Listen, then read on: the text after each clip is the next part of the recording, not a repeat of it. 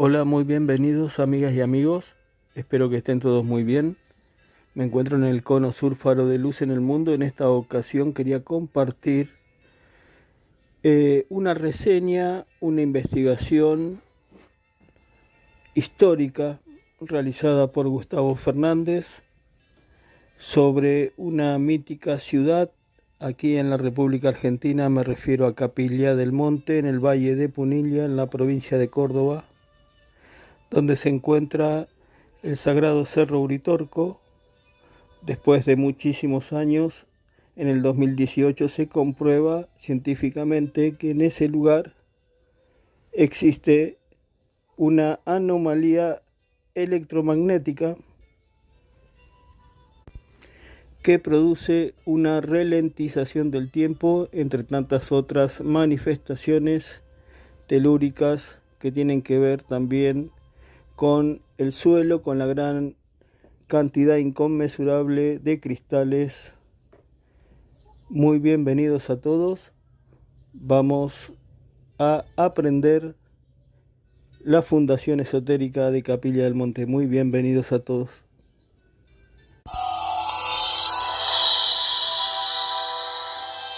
Existe una dimensión que intuimos, donde viven nuestros sueños. Una dimensión que nos merecemos, pero solo se alcanza con un salto cuántico de audacia. Una zona situada al filo de la realidad.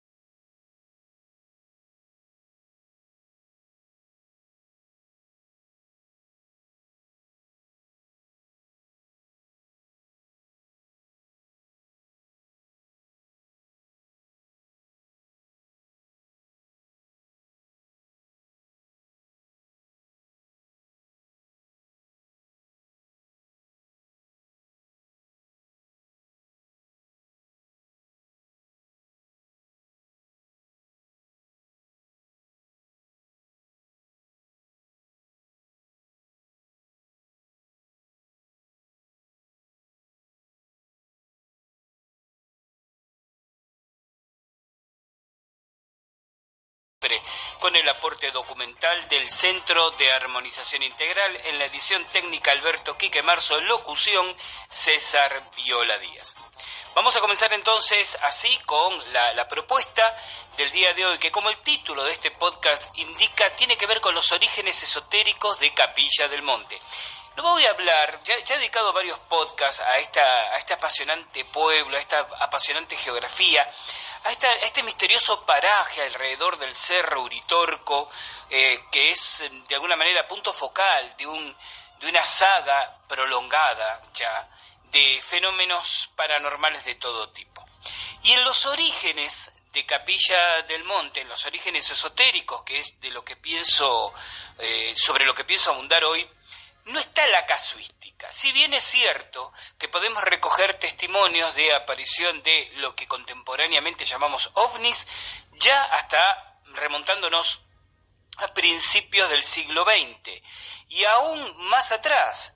Me contaba muchos años atrás el ya fallecido Monir Adur, que supo ser secretario de Cultura de Capilla del Monte, que los propios comechingones, recuerdan, la etnia indígena que habitaba la región, inclusive ya he explicado que este genérico, este patronímico comechingón no es correcto, el correcto es Genia Camiare, decían que sobre el Cerro Uritorco, este cerro que es el punto más alto de las llamadas Sierras Chicas de la provincia de Córdoba, elevándose hasta 1979 metros sobre el nivel del mar, sobre el Cerro Uritorco se manifestaban en forma de luces inteligentes sus antiguos dioses.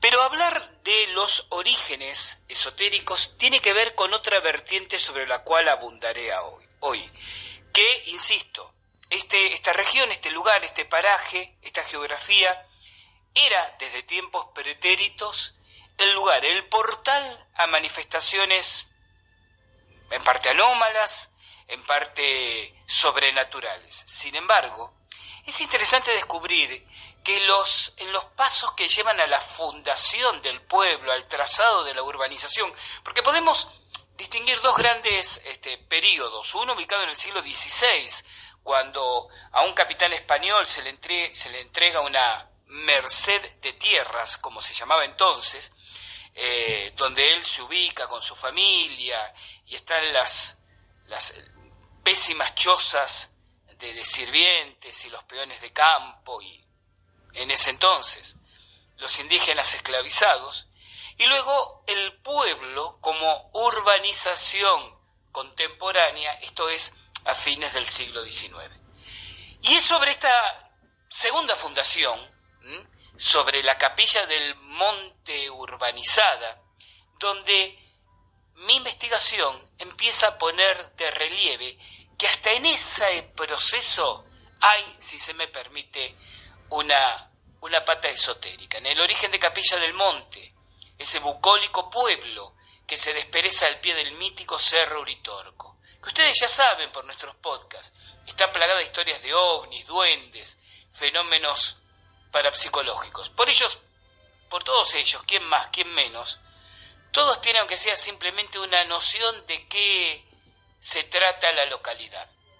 Lo que muchos ignoran tiene que ver con su historia, una historia que retrotrae cuanto menos un siglo y seguramente muchos más las historias misteriosas y legendarias. Y por cierto, echa por tierra los argumentos de tanto panrefutador militante que quieren reducir todo a un bluff periodístico de mediados de la década del 80 del siglo XX. Por supuesto, quienes hemos invertido años y mucho caminar en la zona, estudiándola, relevándola, sabemos que esto no es así y que las referencias a los altos índices de extrañeza de la región se remontan, lo dije hace unos momentos, a sus primitivos pobladores, los Genia Cameare. En este podcast, en cambio, me remitiré fundamentalmente, porque ya lo he hecho en otros trabajos en extensión, a los aspectos comprobadamente históricos de la traza fundacional. No voy a hablar de Erx, la supuesta ciudad intraterrena. Me han preguntado en alguna ocasión qué pienso del mito de Erx, esta, insisto, hipotética ciudad intraterrena, presuntamente extraterrestre, que existiría de forma subterránea bajo el monte Uritorco. Voy a ser muy sincero, yo no creo en la existencia de Erx. He investigado el tema, he leído todos los antecedentes posibles, he conversado con la gente que dice tener algún tipo de conocimiento trascendente sobre lo mismo. He invertido más de una noche, esto para la gente que conoce Capilla del Monte, quizás oyentes de otras latitudes, esto que voy a decir ahora les resulte absolutamente incomprensible por no poder ubicarse en el contexto de los parajes, pero para la gente amiga que nos escuche y que estuvo en este lugar, entenderá a qué me refiero. He pasado varias noches en Puertas del Cielo, un lugar más allá de Ongamira, desde el cual se dice que se observan las luces de la ciudad de Erx. Y he hecho lo que el 99,9% de la gente que ha ido a Puertas del Cielo a ver las luces de Erx no ha hecho, que es volver al otro día con luz de día. Entonces uno va en la noche, cerrada, sobre todo cuando no hay luna, no se distingue en las serranías, no se distingue dónde termina la tierra y comienza el cielo, es indistinguible el horizonte. Y quienes organizan visitas y tours para ver la ciudad de Erx te llevan a un punto en el cual luego de, obviamente estás caminando en la oscuridad, apenas alumbrado con la luz de una antorcha eléctrica, de una linterna, como decimos en la Argentina, para evitar tropezar y caerte de bruces, te ubican en una pequeña loma y te anuncian que, si prestas atención, empezarás a ver las luces de la ciudad de Erx, mientras entonan extraños mantras en un supuesto idioma cósmico, para que Erx se abra a la visión de los privilegiados en llegar ahí. Y uno empieza a ver luces, a una altura indefinida sobre lo que toma como nivel del suelo y ve puntos que van en movimiento de uno a otro conjunto de luces. Y entonces te dicen, he ahí la ciudad de Erx. Claro, cuando uno regresa al otro día, provisto con un par de binoculares al mismo punto, se da cuenta que en realidad lo que estuvo viendo fueron las luces del pueblo de Colonia Carolla y de la ciudad de Jesús María. Que en la oscuridad de la noche y en este deambular, subiendo y bajando lomas, uno pierde la noción y no entiende que eso que cree ver sobre lo que tomaba como el horizonte en realidad está por debajo del horizonte de su ángulo visual, y que esas pequeñas luces que van de un lado al otro son simplemente vehículos automotores que se mueven en caminos vecinales. Y aquí no se trata de un tema de creencias, porque si alguien me dijera que esas personas que organizan esas visitas guiadas a Erx realmente creyeran que están viendo Erx, sería esto absolutamente respetable. ¿Quién es uno, después de todo, para juzgar las creencias de los demás? Pero se trata, por el contrario, no de creencias, sino de fraude y de explotación comercial, porque obviamente te cobran unos pesos para ir a ese lugar, y esa gente es del lugar, y si no ha ido de día, antes de llevar a otros grupos y hacer afirmaciones cuando menos audaces, debería visitar ese mismo punto de observación bajo distintas condiciones visuales, de noche y de día, para poder fundamentar. No pueden ignorar que las luces que a los turistas desprevenidos e ingenuos les muestran como las luces de Erx, en realidad son las luces de un pueblo en el horizonte. Alguien dirá, y con razón, pero también es responsabilidad de esos turistas ingenuos, que desesperados por tener algo para comentar cuando vuelvan a sus aburridas tertulias vespertinas en las grandes ciudades luego de su fugaz periodo de vacaciones, van a decir en el coro, en el círculo de amigas y amigos fascinados, yo vi la ciudad de Erx. A mí me ha resultado, este comentario lo he hecho en conferencias, en entrevistas televisivas, radiales, y me resulta algo, no sé, es casi como una mixtura entre pena, desolación y enojo, que algunas personas me tratan de refutar diciendo, pero yo estuve en ese lugar, en Puertas del Cielo, yo sé lo que vi, yo sé la ciudad de Erx. Alguien que había ido a pasar unos días de vacaciones a Capilla del Monte, y cuando le digo, ¿sí o no? ¿Estuviste un día, 2 días después de día en ese lugar? Pero es que yo vi que, ¿sí o no? No, bueno, yo no fui de día. ¿Y entonces? ¿Con qué criterio, con qué objetividad, con qué seriedad, con qué casi hasta equilibrio mental puede sostenerse más que la necesidad desesperada de querer aún por encima de toda evidencia? Se dice que esta ciudad de Erx se llama así porque ese pueblo extraterrestre que crea esa ciudad subterránea la bautiza de esa manera por ser las iniciales de Encuentro de Remanencias Cósmicas Siderales, cósmica con K. ¿Qué más signifique lo que signifique esa frase, esa oración? Me resulta extraño que elijan el español para llamar a su ciudad un pueblo intraterrestre proveniente de otra galaxia, que por supuesto tiene un particular idioma en el cual los guías que te llevan a ver la ciudad entonan sus mantras. Y como si no alcanzara, algunos locales que para estimular el interés de esos turistas te dicen que esos pequeños microterremotos tan comunes en la zona que hacen que retumben los montes, o las explosiones de dinamita en las canteras que están del otro lado de las serranías y que se perciben como truenos lejanos, son en realidad las maquinarias subterráneas de Erx en funcionamiento. En fin, esto es parte de la grosera mitología del lugar, que empaña la prístina y verdadera historia y casuística del lugar.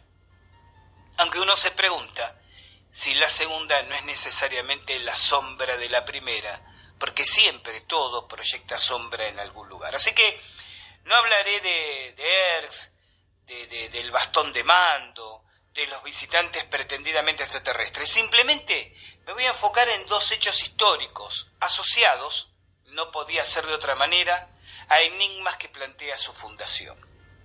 Una rápida revisión de las conocidas referencias históricas establece una sucesión de propietarios de una extensa región que, en el día de hoy, abarca desde el norte del actual pueblo de Capilla del Monte al sur del pueblito que conocemos como San Esteban y que, según la página oficial de la localidad, se inicia en una merced de tierras llamada Merced de Gualumba, entregada el 30 de diciembre del año 1575 por don Lorenzo Suárez de Figueroa a Lucía González Jaimes, hija del conquistador Bartolomé Jaimes, y que es fácilmente rastreable en términos documentales, la sucesión de propietarios, hasta 1824, en que figura como propietario un tal Pastor Montoya. Pero luego de Montoya hay un gran vacío legal, un espacio en blanco en términos documentales, hasta que hacia 1890 aparece un alemán que es eje en nuestra historia de hoy, Adolfo Döring, como dueño de la misma. En circunstancias que yo diría no del todo claras, Döring va tomando posesión de estas propiedades a partir de gestar un primer asentamiento sobre los terrenos que hoy reconoceríamos como el centro de Capilla del Monte. Para la gente que conoce el pueblo, la calle Buenos Aires. A poco de llegar a Córdoba, Adolfo Döring opta por guiar sus pasos hacia el norte del Valle de Punilla. Por entonces la propietaria de lo que luego sería Capilla del Monte, o lo que ya se llamaba Capilla del Monte por haber una pequeña capillita de adobe y paja en medio de un monte silvestre, era doña Susana Montoya de Núñez, que habitaba en la casona del casco de la antigua estancia de esa merced de tierras, ubicado en proximidades de lo que luego se conocería como Iglesia de San Antonio, y que no está exactamente ubicada donde estaba ubicada la capilla de San Antonio, fundacional del siglo XVI. La señora Montoya va siendo desplazada, se le va comprando tierras, ella se muda y se le compra y se muda a otra casita, hasta que fallece poco tiempo después. Frente a esta circunstancia, en 1887 Döring procede a mensurar la zona con el auxilio del perito Domingo Vilches, unificando todas las tierras, asumiendo la propiedad de las mismas y rebautizándolas como Villa Döring.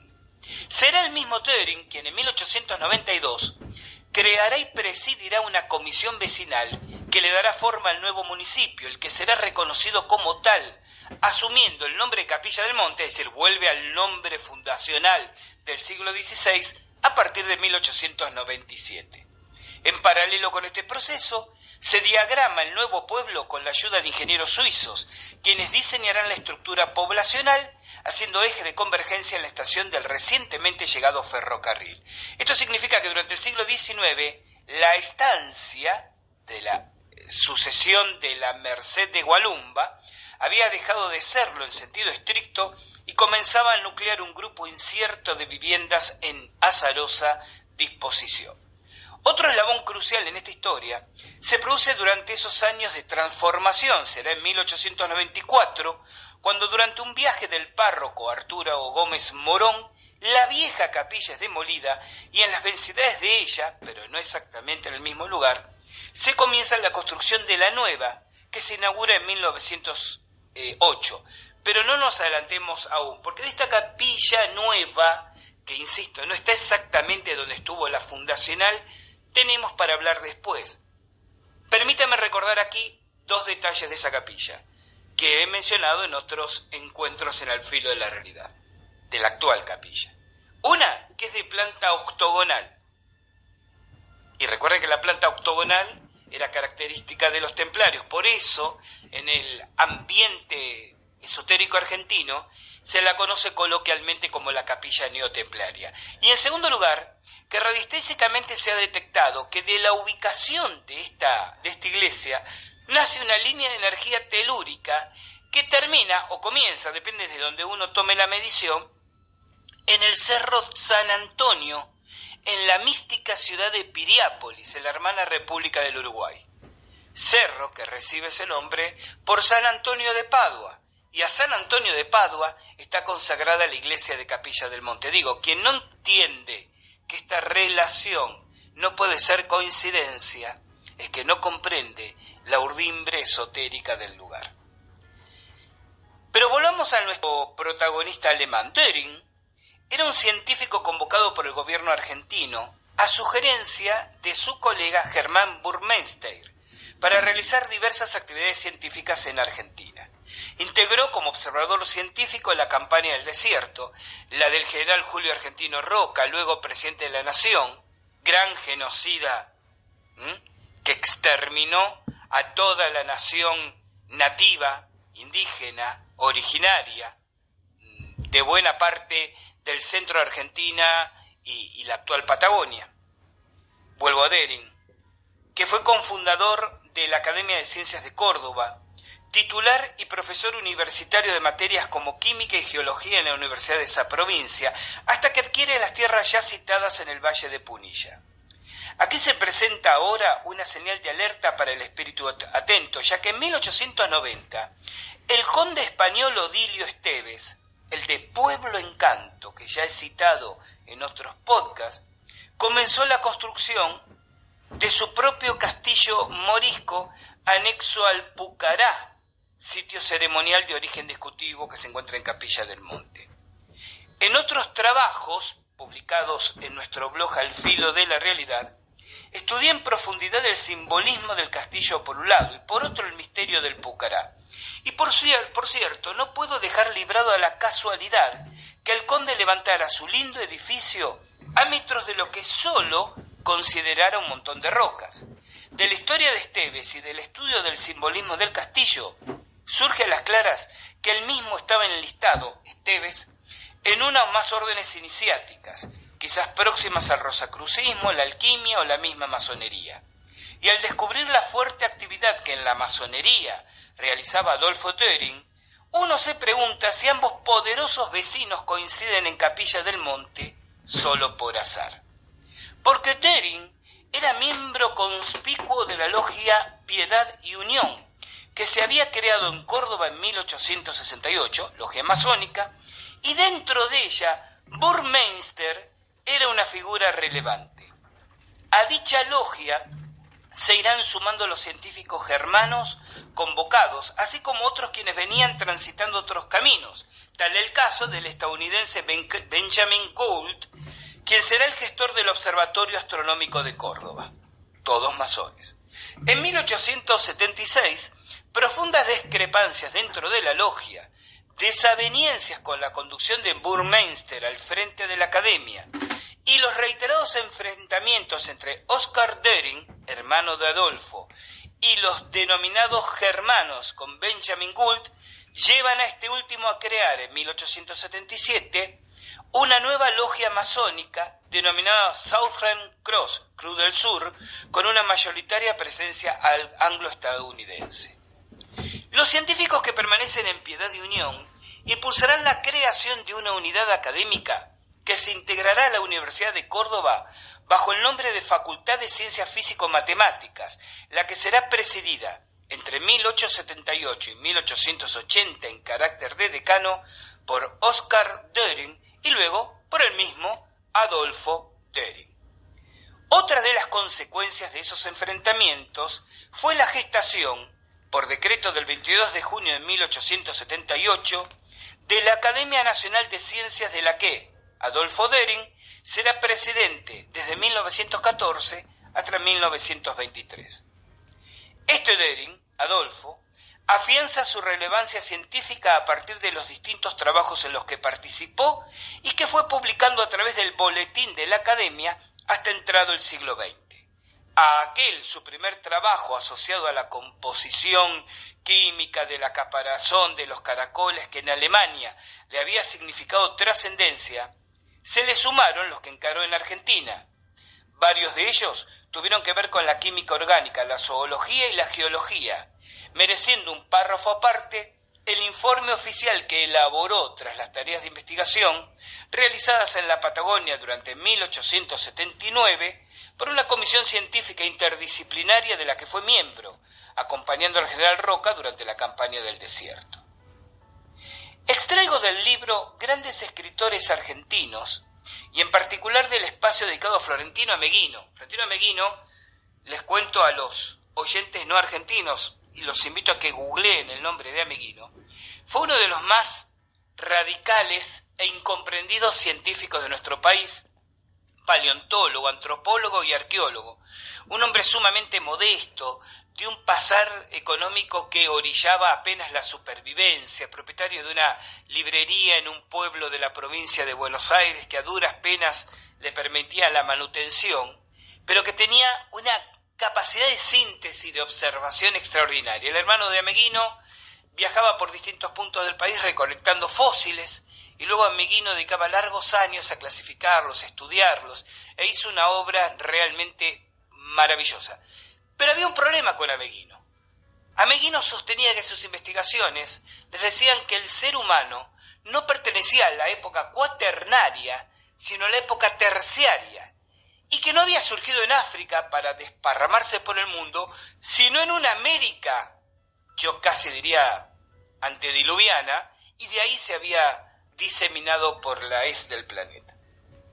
Y claro, en una época donde el difusionismo de Hardlickla era el pensamiento dominante, inevitablemente las teorías de Ameghino y Ameghino mismo terminaron para la inteligencia cultural y académica mundial en el desván de los recuerdos. Florentino Ameghino también fue miembro de la logia masónica Piedad de Unión. Este es un tema interesante porque después va a establecer una relación muy oportuna con Dering.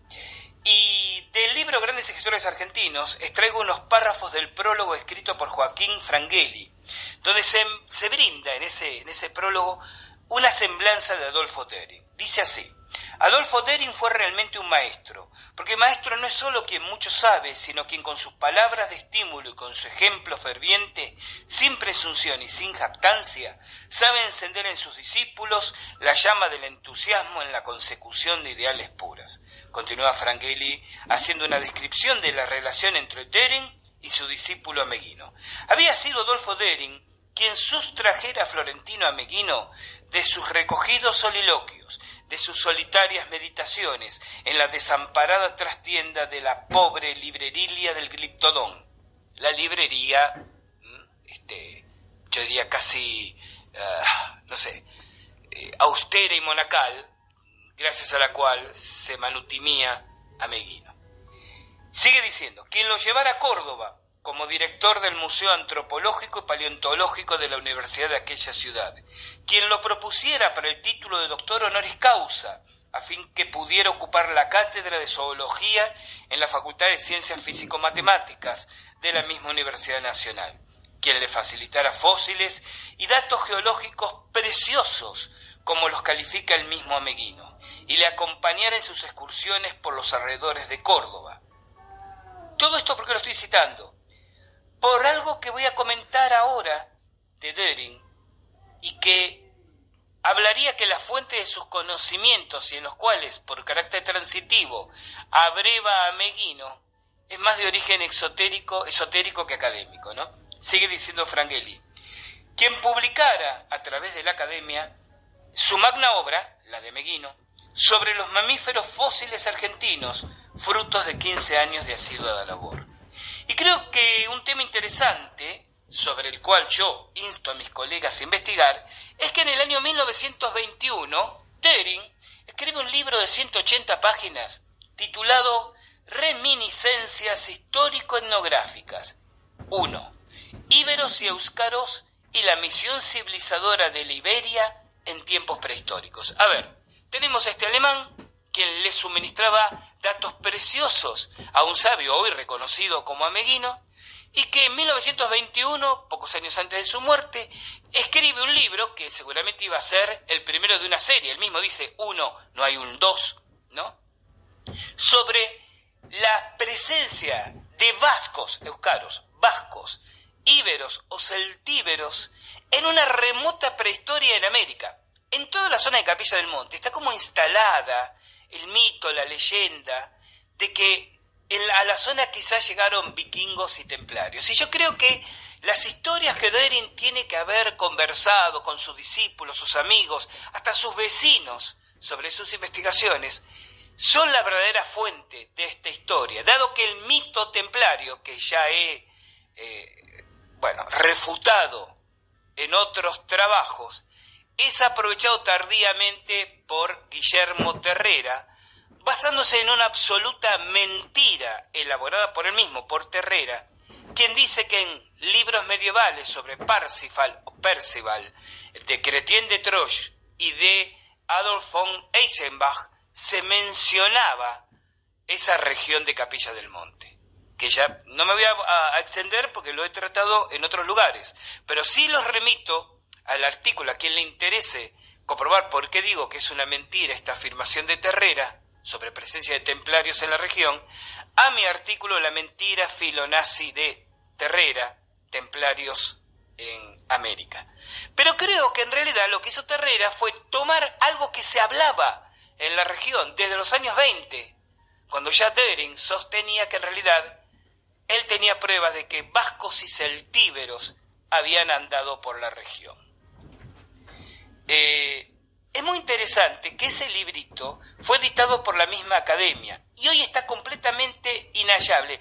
Casualmente, y yo no creo en las casualidades, solo se registran, yo he estado rastreando en varios idiomas y solo quedan 4 ejemplares, todos ellos en bibliotecas universitarias estadounidenses, 3 de las cuales pertenecen a la masonería. Realmente creo que ese texto de recuperarse debe contener interesantes observaciones posiblemente alineadas con otro revulsivo investigador del pasado y de esa misma época, Florencio de Basaldúa, otro individuo apasionante por estudiar y por leer. ¿Por qué el inusitado y sorpresivo interés de este alemán volcado a la geología y fitozoología argentina vira hacia el pasado no oficial de los íberos, los vascos y los celtíberos? Resultaría inexplicable, a menos que nos preguntemos si su vecindad con otro hermano de iniciación, el conde Odilio Esteves, el español Odilio Esteves, no lo puso en contacto con conocimientos reservados a unos pocos. Y como si hubiéramos agotado las felices coincidencias, es precisamente en 1892 cuando Roberto Blake, ex oficial del ejército alemán, asentado desde pocos años antes, en lo que luego sería la inmediata, la cercana localidad de La Falda, constituye la empresa con la que daría inicio a la construcción del mítico Hotel Edén, que supiera ser décadas más tarde baluarte del nazismo en Argentina y con su propia historia de misterios que ya hemos relatado en otras oportunidades. Vamos ahora a la iglesia. Conocida en círculos históricos como la capilla neotemplaria, por su diseño octogonal, les decía yo, ya he abundado en muchas preguntas sobre la misma en otros podcasts y en artículos. Repito, si vale como referencia, que acreditados radiestesistas han detectado una línea de energía telúrica que se extiende desde la misma hasta el Cerro San Antonio en Piriápolis, Uruguay, conectando esotérica e iniciáticamente estos dos enigmas por derecho propio.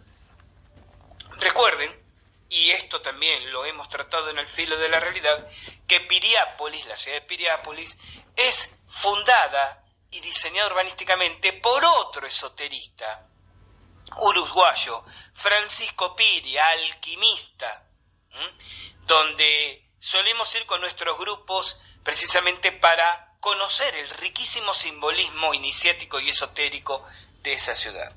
Pero por lo pronto voy a detenerme en un punto tan oscuro como esa huella masónica en el nacimiento de este pueblito de leyenda. Como dije, la historia oficial dice que el capitán español Ceballos, allá a fines del siglo XVI, construyó la primitiva capilla de adobe y paja que a principios del siglo XIX fue reconstruida por su lógico y avanzado estado natural de deterioro, de manera prácticamente idéntica y que aún aparecen fotografías más antiguas, hasta que a fines del siglo XIX se comienza a construir la actual, inaugurada en 1908. Esto hasta aquí como parte de cualquier crónica periodística, pero en encontré una postal familiar, está publicada en nuestro blog, pueden ustedes rastrearla, de 1920. Recuerden, la iglesia supuestamente, 1890 y tanto, se tira abajo la capilla de adobe y paja y comienza a construirse la actual, la cual es inaugurada en 1908. Pero esta postal, que es de 1920, porque está fechada en el correo, cuando es enviada desde una persona que estaba haciendo turismo vacacional a sus familiares, aparece la iglesia ya en avanzado estado de deterioro, mucho más, pero mucho más, de los pretendidos 12 años que tendría que tener. Y donde de puño y letra del viajero que él la envía, se refiere a la misma como la antigua Capilla del Monte. ¿Significa eso que la actual tuvo una construcción décadas anterior y se oculta la misma? ¿Y por qué se ocultaría? Y aquí voy al segundo misterio. Cualquiera que visite esta capilla en el pueblo observará que se han cegado ventanas, reconstruido puertas, retirado vitrales de esa época. Y en un momento todas esas refacciones imprecisos, no hay registro de obra. Pero si se observa esas postales antiguas, concretamente la que tenemos en nuestro poder de 1920, se verá que sobre las puertas de entonces existían flagrantes vitrales con cruces templarias. No solo se retiran los vitrales, como para que no queden dudas, se ciega la arcada de los mismos. ¿Qué significa todo esto? Saque el oyente sus propias conclusiones. Existen aún muchos indicios para seguir rastreando. Es como que yo pasé por aquí solo para arrojar un par de interrogantes al ruedo.